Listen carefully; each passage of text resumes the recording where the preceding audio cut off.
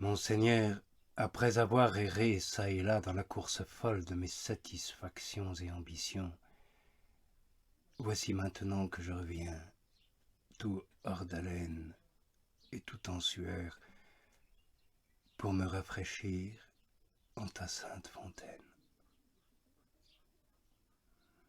Et que personne ne m'en empêche, Seigneur. Oui, j'en boirai et je vivrai. Car mon âme n'est pas elle-même la vie dont elle vit. Elle a bien pu dans ses désordres se donner la mort à soi-même, mais c'est en toi seul qu'elle recouvre la vie. Alors parle-moi, instruis-moi.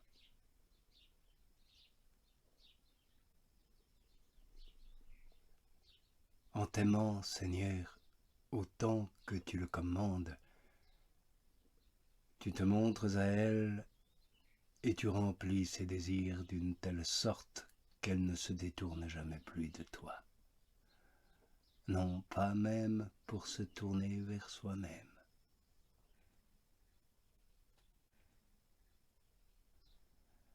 Tu n'avais point besoin de moi, Seigneur, et je ne suis pas tel que le bien qui est en moi te puisse apporter quelque utilité. Non, si je te rends quelque service, ce n'est pas afin de te soulager, comme si tu te fatiguais en travaillant, ou que ta puissance en fût moindre lorsqu'elle serait assistée de mes travaux, mais tu veux que je te serve parce que tel est mon besoin, et que tout mon bien est de te servir. Tu veux que je sois à toi, parce que je ne puis trouver de bonheur qu'en toi. Comme c'est de toi seul que je tiens l'être qui me rend capable de jouir de ce bonheur. Toutes tes créatures ne subsistent que par la plénitude de ta bonté, qui a voulu, en les créant, donner l'être à un bien qui pouvait procéder de toi, quoiqu'il te fût inutile et qu'il n'eût rien d'égal à toi.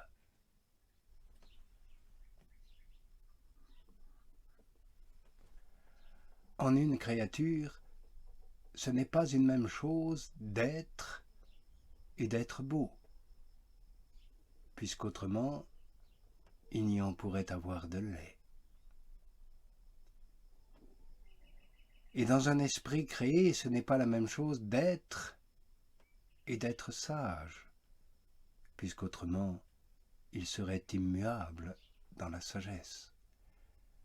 Au lieu qu'il lui est nécessaire de s'attacher incessamment à toi, mon Dieu, afin de ne pas perdre, en s'en éloignant, la lumière et la sagesse qu'il reçoit et possède en s'en approchant, et ne pas retomber dans une vie semblable à un abîme ténébreux.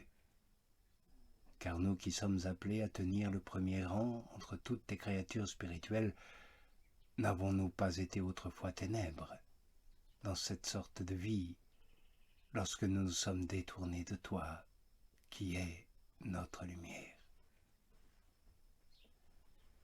Et ne travaillons-nous pas encore tous les jours à dissiper les restes de cette obscurité jusqu'à ce que nous devenions ta justice par ton Fils unique Jésus, notre Seigneur, et soyons rendus semblables aux montagnes de Dieu après avoir été l'objet de tes jugements ainsi qu'un profond abîme. Où es-tu donc, mon Dieu? Où es-tu? Et je respire un peu en toi, lorsque mon âme se répand en elle-même par la joie qu'elle ressent de confesser ta grandeur et de publier tes louanges. Mais elle ne cesse pas d'être encore triste parce qu'elle retombe bientôt dans ses faiblesses et qu'elle devient un abîme, ou pour mieux dire, elle reconnaît qu'elle est encore un abîme.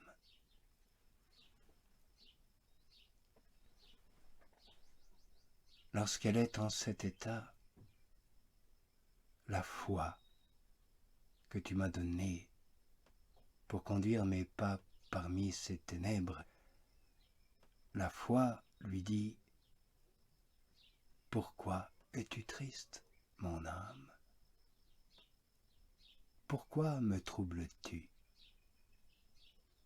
Espère en Dieu, dont la parole est un flambeau allumé pour nous conduire. Espère et persévère jusqu'à ce que la nuit même des impies soit passée et que la colère du Seigneur le soit aussi. » C'est cette colère dont nous étions les enfants lorsque nous étions autrefois ténèbres, et nous portons encore les restes de ces ténèbres dans ce corps de mort par le péché, jusqu'à ce que le jour vienne apparaître et que les ombres soient dissipées.